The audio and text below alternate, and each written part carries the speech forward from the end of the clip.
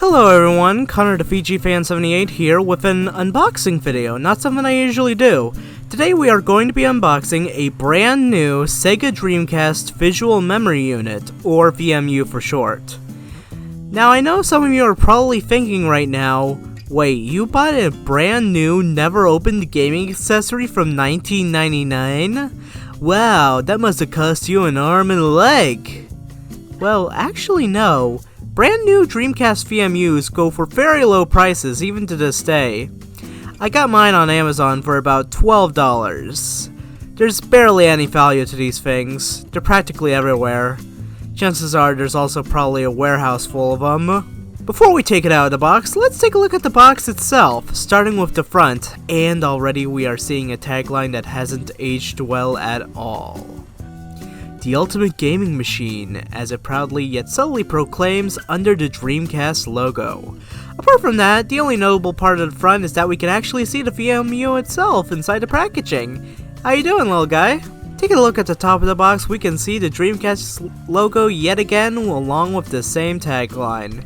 There's also the Sega logo and the NTSCU logo, which indicates what region the VMU can be used in.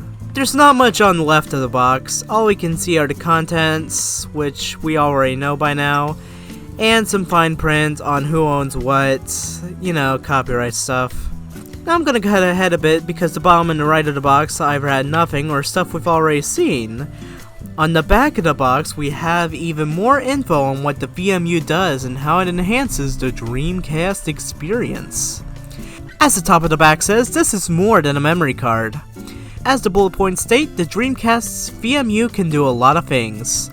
These include storing and playing minigames made just for the VMU, displaying secret and valuable info while playing Dreamcast games, the ability to download and modify characters from your favorite games, or games that are able to support it at all, trade files with other VMUs, which oddly enough is actually possible by connecting two VMUs together directly.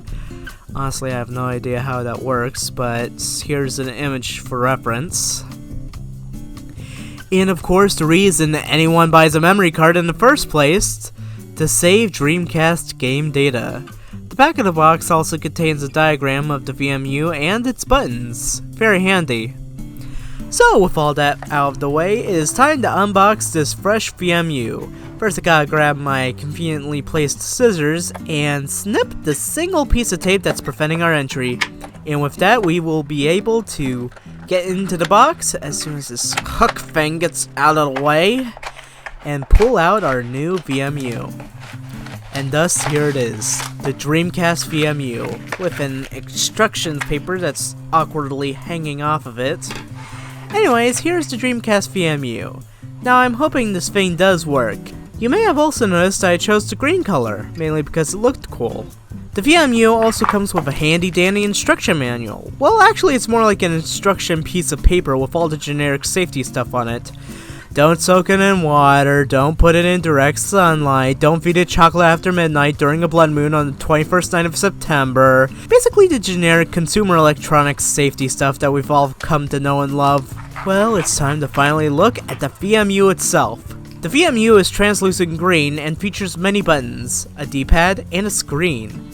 Without the screen, it would just be an MU instead of a VMU, if you get what I'm saying. Looking at the top, we see a green cap covering the contacts that are used to connect it to the Dreamcast controller, and contacts that can also be used to connect it to other VMUs.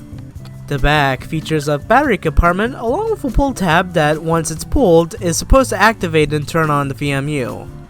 I'm also taking a look at the rest of the unit, including a place on the bottom to loop a small chain around in case you want to carry it around on a backpack or something.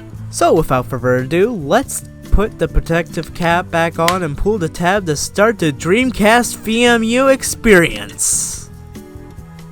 Or not. It seems that it doesn't want to turn on. I even tried pressing all the buttons on the dang thing and nothing works. So I take some time to consult the instruction manual to see what to do next, and while I was looking at the instruction manual, it beeped! It's alive! Or rather, it managed to realize that it's finally out of the dang box and it can finally stretch its non-existent legs after 20 long years. So right off the bat, the thing proceeds to ask what year it is, the date, the time, the whole 9 yards of setting up a clock on a new device. After that, we are greeted with a menu proudly stating that this is indeed a Sega Visual Memory Unit. The VMU has 3 sections of menus, each accessible by pressing the mode button. You may notice the 4th indicator on the far right.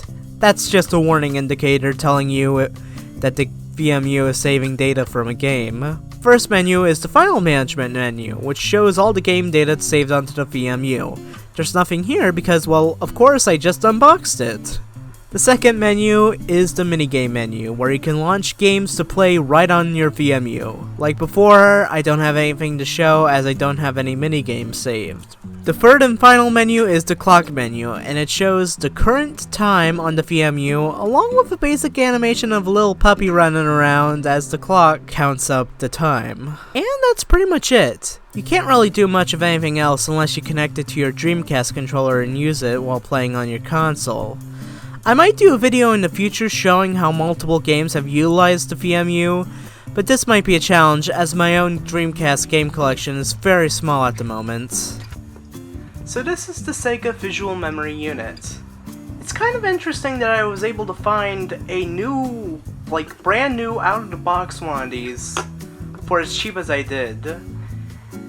And it's probably not surprising as the Sega Dreamcast wasn't a successful console and it did flop.